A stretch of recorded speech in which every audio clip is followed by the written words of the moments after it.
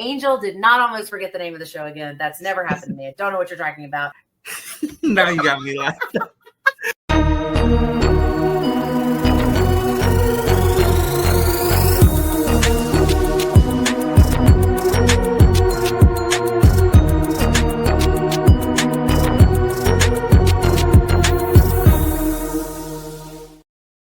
Hey, what's up, everybody? Welcome back to Voices from the Mausoleum, and welcome back to another horror indie filmmaker interview. So Brandon has actually been here before. We talked about 3 of your previous adventures into this world of I'm Haunted, but we're back to talk 4 and 5 today. So thank you for coming back and talking. I'm excited to jump into these. Yeah, thanks for having me on. Yeah, of course. So I watched 4 and 5 on Found TV. Are these currently streaming in other places? Where could people watch these? They're Found TV is probably the best place to watch them, or my YouTube channel, the Higher Universe YouTube channel. That's my company. Part 4 did just get picked up by Tubi, but sometimes they're very slow in when it goes live, so it could be any time between this week and a year from now. Yeah, sure. And I think they're also available on Awesome and some other places, but Found TV is the easiest one to remember, so I recommend them.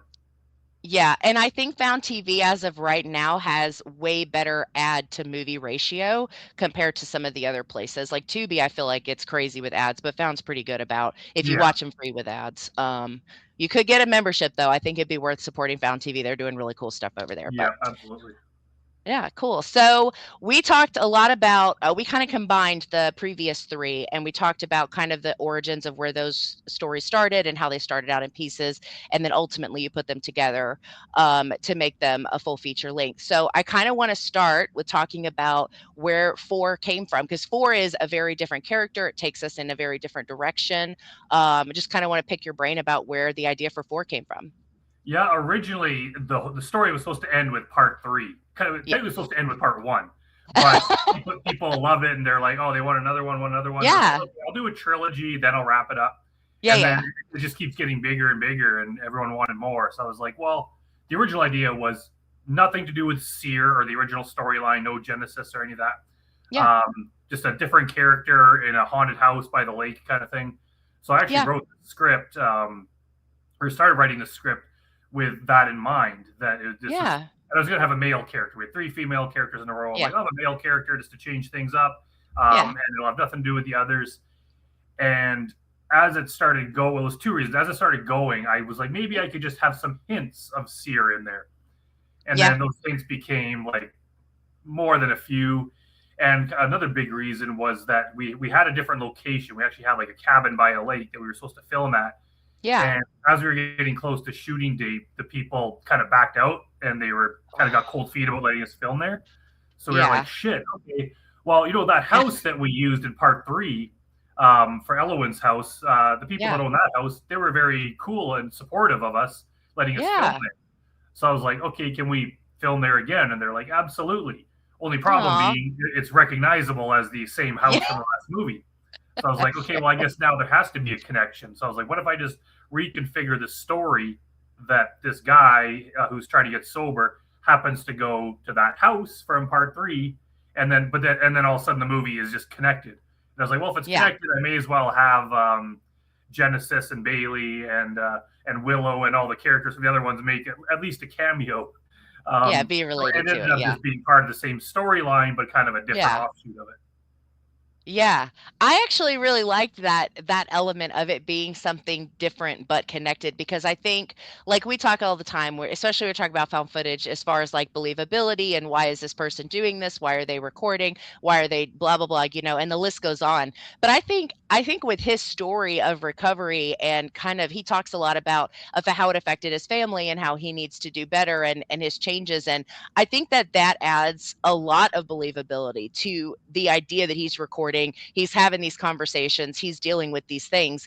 And I think ultimately, and I talk about this a lot too, when you're talking about themes like that, like recovery, addiction, problems of violence, any things like that characters are trying to overcome, I really like when filmmakers aren't afraid to talk about those things or bring those stories into their writing and into their films. And so I really liked this idea of it being this guy who's like, well, I guess I have to do this. Like, I think it made him more believable and oddly relatable. So I did appreciate that about it. Oh, thank you. Yeah.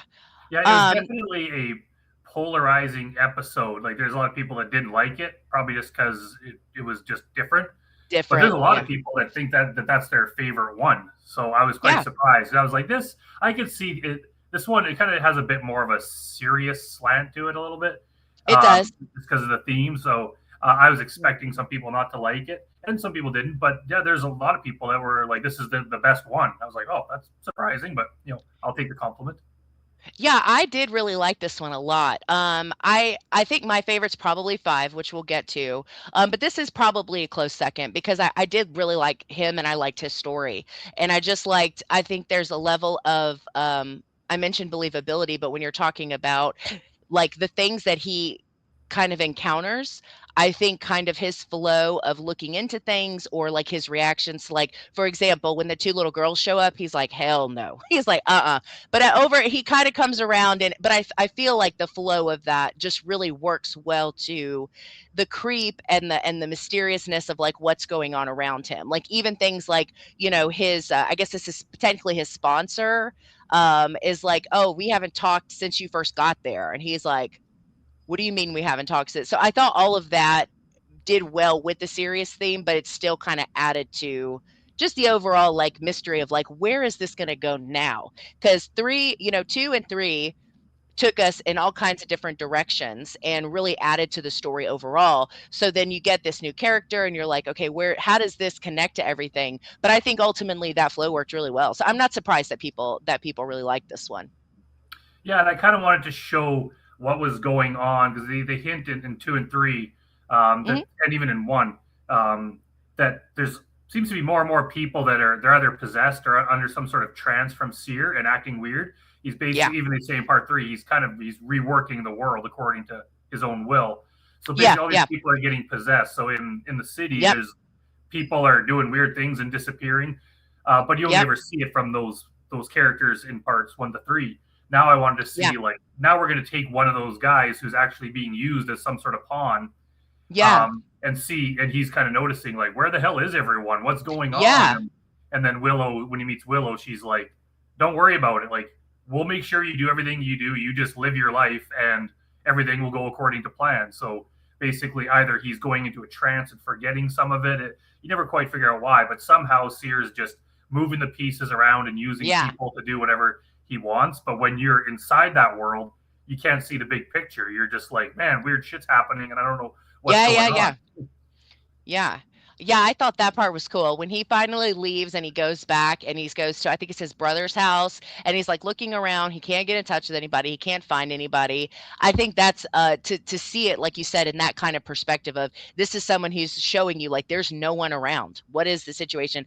That is like extremely isolating as a viewer. You're just kind of like, okay, well, this is definitely a lot bigger than maybe we were able to really wrap our heads around in the previous installments for the franchise. So that was a cool angle to take. I liked that a lot. Yeah, thank you. Yeah. How do you get nobody to be in an area like that? Because there's like a part where he's like down the street, right?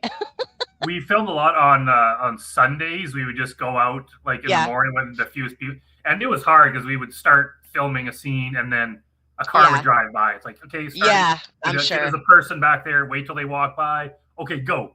Or sometimes we would film it like from 2 different angles, like facing out, facing in, and then as soon as there was a car or something in there, we would just cut to the other one. But there's a few times, even like right up to like we were about to release the movie, where I'd be like, oh shit, you can see a car back there. So I'd have to trim a little bit out of that shot, and even now I'm paranoid that I missed something. But that there's something it wasn't. We would go to we tried to go to areas that looked like there would be people around, but they're actually not that busy. And we went to like a schoolyard. There's like a part near a school, but it was on a weekend, so there's no kids there. So yeah, it took some work, but I think ultimately we accomplished what we set out to do. Yeah. Did you spend more time having to record this one, or was it about the same as the previous ones? It was roughly the same, I think. Especially now, like we've done 4 of them, so I got the flow of it better. Like the first one, we were kind of making it up, and we were filming different angles that we ultimately didn't need. Whereas now it's like I kind of know what we're doing, so bam, bam, bam, and it's easier. The parts where it's just one actor, those are the easiest parts because we it's like film yourself saying it and then maybe film outwards. If you flub a line, do it again. If not, and it's like, bam, we're done. So we can get through like 10 scenes in an hour. As soon as we have multiple actors and things, and even the stuff near the end on the roof with Willow and all the other characters, we have problems because, we're kind of shooting guerrilla style. Like that was someone on our crew's apartment building they lived in, but we didn't really have permission to be there. So other people would go up there to do whatever. And it's like, well, we can't tell them to go away. They have to leave. So we're like, okay, well, there's people here, so we're going to have to chill out for half an hour till they leave, and then we can do the rest of it. There's just stuff like that it just comes with the territory of making this kind of movie. But it went fairly smoothly. And this is the first one. This one, part 4 and 5, I had a co-director, Laura Fuentes, who played Cassie in part 2. Yep. She was a co-director. I was just working on a lot of things, and I was like, I just kind of wanted to almost be more of a supervisor. So like she kind of directed a lot of the scenes. I'd be there, but she was kind of taking the helm. I don't think that affected the story that much, but it was kind of nice just to have the extra set of hands helping out. Yeah, and I was going to say too, because you've worked with the same people, and you guys seem like, and this kind of comes through more in 5, but in general, it seems like you guys are pretty close. Like you do a lot of other stuff together. And I know our main, you guys do another, and I'm totally spacing on what it is. What's the other project that you guys did? Is it a series? Grotesque. That's it. Yes. Yeah. So you guys already do a lot together in general. And so I assume that made the project a little bit easier and maybe a little bit more fun. Yeah. And if you watch part 5, it's not that different than it's kind of like a fictionalized version of what we're really like. But I kind of figured. Yeah. When you do so many things together, like, we did the I'm Haunted series, the 2 Grotesque movies. Well, I guess technically 3 coming out soon.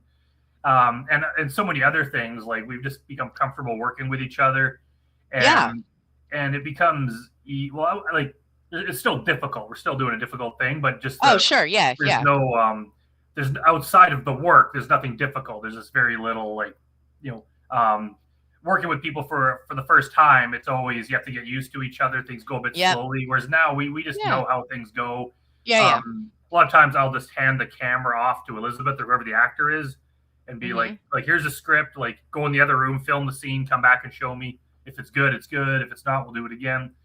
So everyone kind of knows what they're doing. And that's why these found footage movies are so fun, because we could just get through them so quickly. Like we were shooting them in like 5 days or something like that, like maybe 6 days. It's and those aren't even like full 12-hour days. A lot of them were short. So you can still get the fun of making a movie and expressing yourself creatively and all this stuff without having to spend insane amounts of money and time. That I'm sure that helps, because I mean indie filmmaking, I know it can be such a tough thing to get what you want done, to get it to look and sound and be how you want it to be before you get it released. So when you were getting ready, so 4 wasn't technically planned, and then you did 4. So walk me through how we get from 4 to 5, because 5 is a totally different I don't want to say concept. It's a totally different step outside of things that we've experienced in the franchise, even through 4. So how do we get from 4 to 5? Basically, I wanted to have Elizabeth back because she was kind of the character who started it all. She's like the fan favorite, and she's made a cameo in all the movies. And she's she's the main character in both Grotesque movies. And her career is really taking off. She's been we're based in Canada. She's been going to the States a lot, doing movies down there and doing all these bigger things. That's awesome. And I was like, I always hated that. Like, well, there's not really any room in the story for you. So you could sit in the background and in part 4 and have one line that's like 2 words. But her story was kind of over. And I was like, well, how do we bring her back? I didn't want to cheap out and be like, oh, she's not possessed anymore. She's back to normal. That's kind of cheaping out. Yeah. But then I was like, oh, what if we do the Nightmare on Elm Street part 7, the New Nightmare thing, where it takes place in real life? Because then she could be the main character again, but playing herself. And I was like, oh, that works. So I was like, okay, but that means that I'm gonna have to try acting in it, because it would make sense that the writer, director, creator would be in it. Yep, But it's yep. also we could have all the all the other actors that were in the original ones could come Could back come back. in some capacity. So I was like, oh, this sounds fun. So I pitched the idea to Elizabeth, and she's like, oh, absolutely.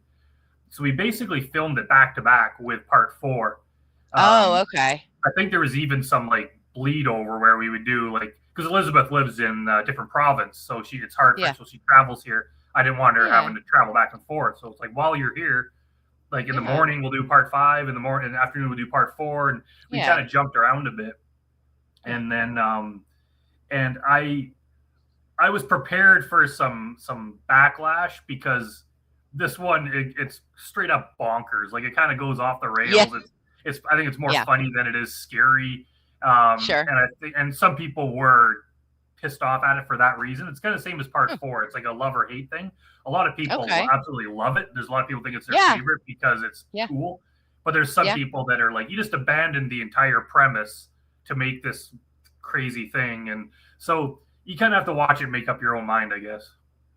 Yeah, and so for anybody who's watching this conversation who hasn't seen 5, essentially we follow Elizabeth talking to people who have worked on the project, because they're starting to notice that weird things have started happening around them since making the I'm Haunted series. And I will say, I touched on this already, but this was my favorite one, I think, because it felt really ambitious, but it felt very fun.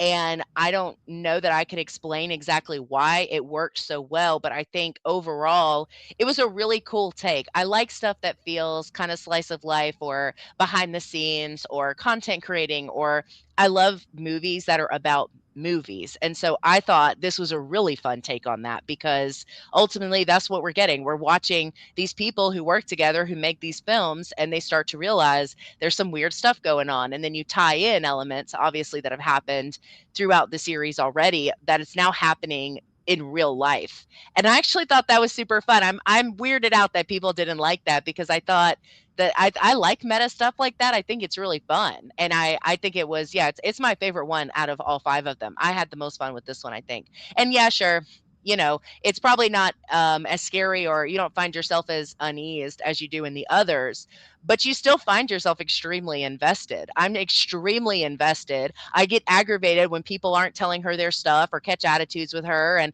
I'm like, well, why don't they understand? Like, this is important, like I found myself kind of being pulled into it, like I was somehow a part of it. But I really love that. I'm surprised people would be pissed at it. I think it's fun. Yeah, it's kind of, people, anytime you're making a movie, people are going to have opinions. They're going to like dislike things Sure. for stupid reasons. And Yeah, it's yeah. like, well, at the end of the day, it's entertaining. Like, yeah, maybe it's not Yeah. scary and it's not really horror so much, but it's still entertaining. And even, like, it might even be my favorite too. It's hard for me to say because I made them, but I think know it what is you mean, though. it's the funnest one to watch because it just does have that comedy angle. The story goes quickly. There's a lot of just stuff happening. Yeah. So I liked it, and then we kind of got to poke fun at ourselves about just how, hey, we're just kind of making this up as we go along, which is not that far from the truth. Yeah.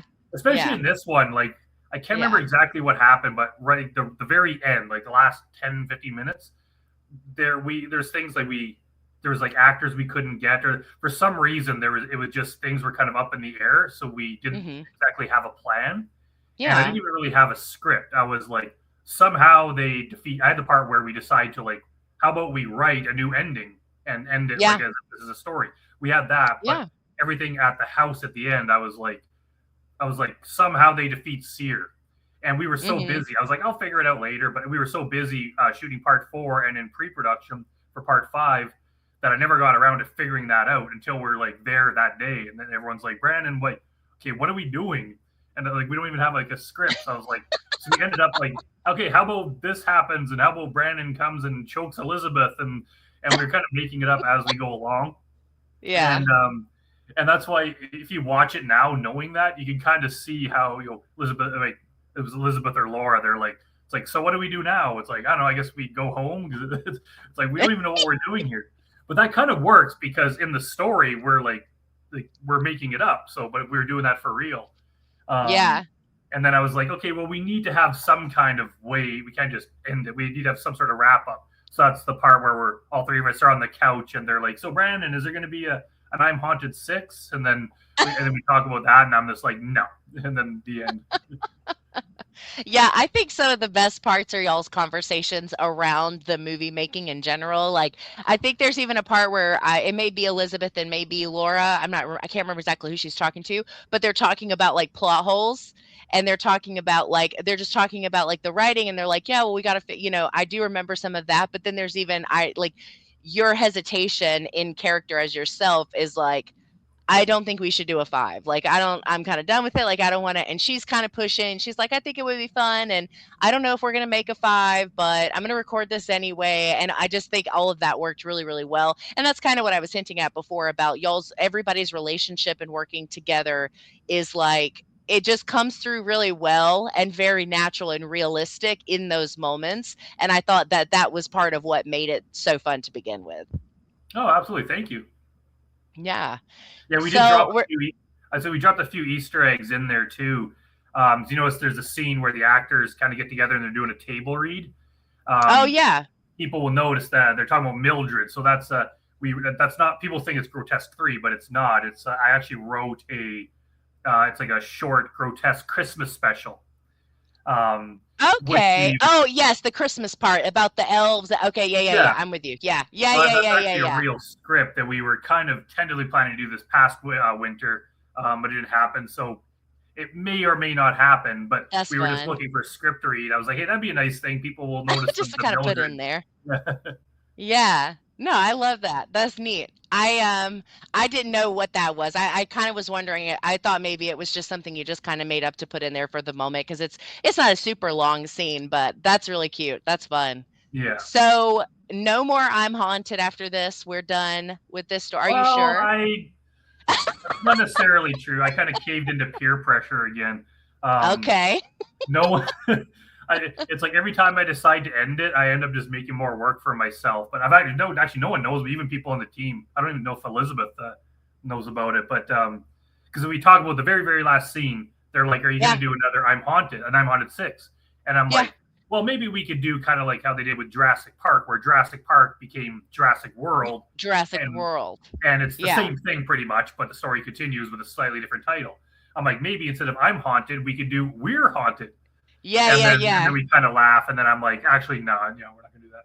But the more I thought about it, I was like, maybe we could do We're Haunted. So I actually wrote a We're Haunted script, and Elizabeth read that. She likes it. It's hard to get things made, but it's possibly in the works. And then people just seeing the polarized attitude of people that love Part 5, but people that wanted the Sears story to continue. Yeah. All of a sudden, I was like, well, maybe I should continue I'm Haunted as well. So I actually wrote a script for I'm Haunted 6 that is actually like, I think it's good. Like, it might even be my favorite one yet. So basically, if all works out, the series kind of branches off into I'm Haunted 6, which continues the fictional story. And then We're Haunted is me and Elizabeth and other people playing ourselves. And it's kind of like, it kind of continues down that line where we're like, hey, maybe we can continue making these found footage movies, but we could investigate like real life paranormal things. So in this one, one of the little girls from Part 4 thinks that her teacher at school is a witch. So we're like, let's investigate that. We're like, nothing's probably going to come of it, but whatever, maybe we get a movie out of it. Of course, turns out she is a witch, and then I somehow offend her witch coven, so they like put a curse on me, and that's kind of where the premise goes. So we're trying. I would love to shoot both this summer if possible. Yeah. But it depends on Elizabeth's schedule and a whole bunch of other stuff. So I don't want to promise anything, but I guess this is officially announcing that things are in the works. So keep your eye out. Yeah, I love that. I think, I like the witch idea. That sounds like a lot of fun too. And anything that's kind of like that always checks boxes for me as well. Anything that's like investigations or trying to figure stuff out, or I'm always sign me up for that stuff. So as of right now, it's just scripts written and trying to plan to see if you'll be able to film these. Yeah, exactly. Because we have that, and we have a first draft of Grotesque 3, which is, of course, those projects are just huge. So we're trying to get that off the ground, and so there's a lot of things in the works, and it just seems like in some ways with technology and everything, it gets easier to make a film, but in other ways it gets harder, especially when we're just like trying to get everyone together and people live in different provinces, different cities, and that makes it hard. You know, we got to work around other movies that are being made, and so it's like I can't guarantee it, but I would love to see it come together as soon as possible. Yeah. And so because they're continuing that, even though we're haunted, that would still be found footage style, you said? Oh, so yeah. It'll stick to that Yeah. tenet. Okay. It's basically going to be exactly like part 5. I gotcha. Where we're playing at the angle that, hey, we're low budget filmmakers. Okay. I'm even trying to work in things where I'm always figuring out ways to like milk a little bit more money out of it. Like I'm trying to wear product placement T-shirts and everything. And then Elizabeth's complaining that it's like ruining the movie because I'm wearing like, companies' hats and everything. I love that. So it's going to be kind of a fun one. Whereas part 6, I think right now where it is, there's not really any relation to Seer. It's kind of a whole new story. Okay. Except the very beginning. I'm leaving it open because basically the very beginning. I don't want to ruin the whole. No, of course, yeah. Big spoilers, but it basically it starts off at the séance that Blythe and Genesis went to in part 1, where the whole thing kind of started at Ted and Aaron's house. Yeah. And while they were there, there's a few other people there. So we follow one of those other characters that was there and the weird stuff that happens to them. Okay. That's kind of where the story's going. So it's kind of related to Seer and everything, but it's different. Yeah. However, I don't know if we're going to be able to do that because we're going to need a whole bunch of those characters back in that same location. So there's a chance we'll scrap all that and it'll be just a fresh story. But I would like to keep that connection in there. But right now, like the other ones, like until we actually start filming, the story just kind of changes. So so we'll see. But that's an inside peek into where things are now and where they might be going. Yeah. That's very cool. Thanks for sharing. Because that's always how, like, when we get ready to wrap up, I always say, oh, well, what's coming down the pipeline? So that's really exciting. Because, I mean, I feel like from what I've seen just, on social media or seeing, even like the others coming up on I forget what it is. It's like most watched or whatever it is on that Found TV, that banner that comes up at the top. Like I've seen them up there. So like, I love that people are receptive to them and watching them and enjoying them, even if they were mad at 5, which I really, really liked. I thought it was very fun. And it is very ambitious to take something and go in a different direction. So I think I just have a lot of respect for you for doing that too, because I know that can be hard. and it's weird too, because like I said, like this just started. I think we even pointed out in part 5, I think there's a line where it's like we never really intended. Like, all this was supposed to be is me and Elizabeth doing something to kill time between bigger projects. Yeah. That was the original one. We're like, let's just film a series of videos, throw them on YouTube. That's it. And then all of a sudden it just turned into this big thing where it's got a big fan base. And on my YouTube channel, I even did an I'm Haunted marathon where I just put all 5 movies. Oh, that's cool. Back to back in like one, like 4 or 5 hour, however long it is, video. Even people are watching that. Even some guy commented on one of the movies on my YouTube channel, and he's like, "Yeah, my wife and I binge watched all 5 movies over the weekend. We love them." And then he's like, I went out into the yard after, and I broke a twig into 3 pieces, and then put some of her hair on it, and started doing the chant just to scare her. I was like, oh. Maybe a bit overboard, but that's funny. That's great. No, that's super fun. I love that. I think you probably told me this before. I can't recall, but Grotesque, is that also on YouTube, or is there another way how do you watch that if you want to check that one out? Grotesque 1 and 2. They are on YouTube on the Higher Universe channel. They're also on Tubi and like Amazon, and they're on like pretty much all all the big platforms, not like Netflix and the really big ones, but they're on all the medium-sized ones. And funny enough, since you are a fan of found footage, our newest project, which will be done soon, I'll be continuing working on it as soon as we hang up with this video, is we did a grotesque found footage movie. Because I was like, you know what? Like, we finished I'm Haunted 5. I'm like, these found footage movies are popular, and we have a good relationship with Found TV. And grotesque is popular, but the grotesque movies are super expensive. They're just so big. I was like, what if we combine them? What if we do a grotesque found footage where Mildred is just filming her her killing spree on her phone, and that way we could get another grotesque movie out without having to That's break the cool. bank. So we shot it over the course of like 4 days. It was super quick. It's not a long movie. It's like just under an hour. Yeah. But Julie, my co-producer, who plays Blanche, she plays the nemesis in Grotesque and Grotesque 2. She read it and she's like, "Holy cow, this is like the funniest Grotesque script yet." Okay. So I'm hoping people like it. I don't know what I see. It's like people like I'm Haunted and they like Grotesque. They would have to like the combination of the two. I feel like that's fair. Yeah. So I'm hoping with any luck it might even be out like within a month or less. So that'd be awesome. So keep an eye out for that for fans of either series.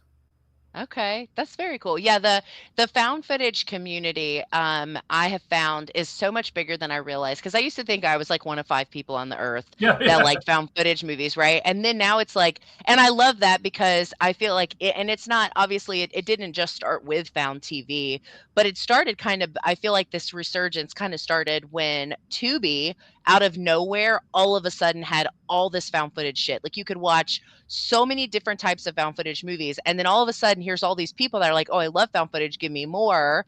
And it created, this like, I feel like this resurgence of love for the subgenre, which is it's my favorite subgenre of horror. I will watch found footage over any other type of horror movie ever.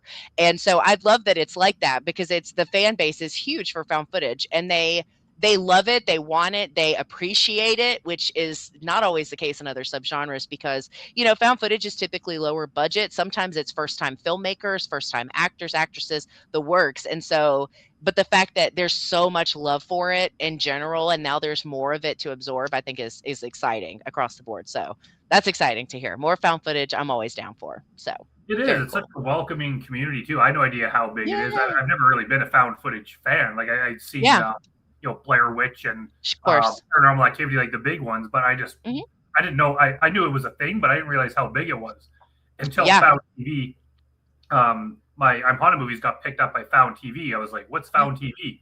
So I looked it up. I'm like, "Oh, it's a channel only for found." I'm like, can that even exist? Like, is there 12 movies on it and that's it? Like, and it's like, no, they're a real thing, and they're getting bigger and bigger. And they have like monthly meetings with filmmakers where they do like a Zoom they do, and it's like they're getting bigger, they're getting well known, and it's like I love it. It's like, holy cow, because it's weird too, because people will criticize some of my other real movies.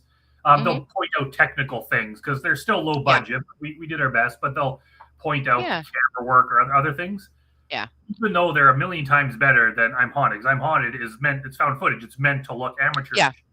100%. People tend to not criticize it, even though it looks purposely reworked. It's true. I've even had parts where, like sometimes you could hear static in the background, like on phone calls or whatever. Like it sounds kind of bad, so I would just try to clean up the audio to make it sound better. Yeah. And someone actually pointed that out. They're like, "How come in the trailer you can hear the static in the background, but in the movie that's not there? It's like you should keep that in there. It makes it sound more real." So it's like people prefer it to sound worse because that makes it more real. So I was like, "Oh, I've never made something before where making it technically shittier is actually considered to be the better option." It's like, I love that. No, it's cool. I think the found footage community is great. And I just think like it's been cool to see so many things. I mean, and the really cool thing about being involved with Found TV is that's how like that's like one of the best ways to get to know filmmakers too, because they send out their list if you're part of their I forget what we're called. It's like a group of us that get like the emails and stuff, and it'll have like the contacts. That's how we got introduced. Yes. Yeah, exactly. It was one of the Zoom calls, I think. I don't sit in on them all the time because I don't know. I'm not always able to get on exactly when they are. But I think the first time I was on one, I believe you were on that one. And I think that's how we got connected to even do the conversation about the first 3 movies. So, yeah, they're doing really cool stuff with filmmakers and content creators and kind of connecting those things so we can talk about your work. You can get, that kind of more eyes on it, I guess. And it's really cool. I also think it's a way to kind of rebel. Like I know AI movies haven't like really taken over it, but it's that thing where it's like you can make something look really good Like some of those AI videos, it's like, wow, it looks amazing, but it's not really. Like it's like you could just make cool looking images, but if the stories are kind of boring, then who cares? Yeah. There's more to filmmaking than just pretty shots. So with found footage, we're kind of going the opposite, where it's like you don't need to have this be perfect lighting and everything and cinematically perfect, but as long as the story is freaking cool, it's like people will watch that. And I would hate it. It's the kind of the divide when you, especially when you work with like directors of photography and stuff. They're all about like, what gear are we using? Like they're all about the picture. Whereas I'm like, yeah, that's kind of important, but I'm all about the story. Is cool stuff happening? Like, is this something I want to watch? So I was like, quite frankly, I don't care if this looks amazing or if it just looks like it's shot on a phone. It's like the dialogue, the editing, the pacing, the acting. Like those are the kind of things that are going to keep people glued to it. And I'm glad that there's a fan base for that kind of stuff, because I'd hate to live in a world where no one cared about story. It's like, just throw a bunch of images up there. I'll stare at the nice looking AI images. And it's like, that's not filmmaking. That's not storytelling. And so I'm kind of glad that found footage is kind of like a slap in the face to that kind of stuff. And it's like, hey, we're kind of doing our own thing over here, and it's very popular. Yeah, I agree. Yeah, the days when those are going to really start showing up more, I think is coming, unfortunately, but I think you're right. And I know I'm like that as a viewer. I have to have characters I care about, a story that works.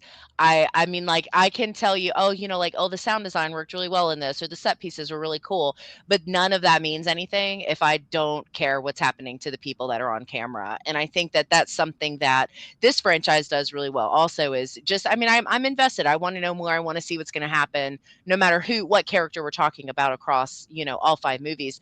But I think to your point, that's the important stuff. That's the stuff that matters. And I think that's how a majority of found footage fans feel. They're there for what's going on, not how pretty you can make it look. And I think that's going to stay the same. People are just going to be excited to see things that they can engage with, invest in, and keeps them entertained, right? So exactly. Yeah, I totally agree. Well, cool. Well, I'm glad we were finally off camera. Nobody knows how many times I had to reschedule. So I'm so glad we were able to finally talk, because I was very excited to talk about the next 2, because like I said, 5 was my favorite. So I was really looking forward to talking in general. So thank you for being patient and working with me so that we could chat. I appreciate it. Yeah, absolutely. Yeah, so I'm going to put links on where you can find Brandon, including the YouTube and stuff, in the description for this episode. You can watch all 5 I'm Haunted on Found TV. There are other places, but I agree with what Brandon said. I think it makes the most sense probably to watch it there.